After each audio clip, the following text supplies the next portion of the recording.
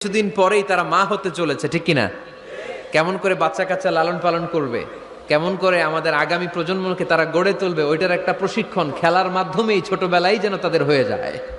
এজন্য ছোট্ট মেয়েদের জন্য পুতুল দিয়ে খেলাকে শরিয়ত জায়েজ রেখেছে। চিল্লায় পড়েন সুবহানাল্লাহ। কত সুন্দর আমাদের ইসলাম, check and balance, check and balance. কিন্তু ছবি টাঙিয়ে রাখা যাবে না, কুকুরের শো পিস, কুমিরের শো পিস শোকেসে সাজিয়ে রাখা যাবে, শান্তি আসবে না ঘরে, জাহান্নামের টুকরা হয়ে যাবে ঘর। ঘরের ভেতরে গিটার রাখা যাবে না, গিটার চেনেন? হারমোনিয়াম রাখা যাবে না, ঢোল তবলা, বাজারে ঢোল বাজারে বাঁশি আছে না নাই? ঢোল রাখতে পারবেন না। বংশী বাজায় কে রে সখী, বংশী বাজায় কে? বংশী রাখা যাবে না। বংশী মানে বাঁশি।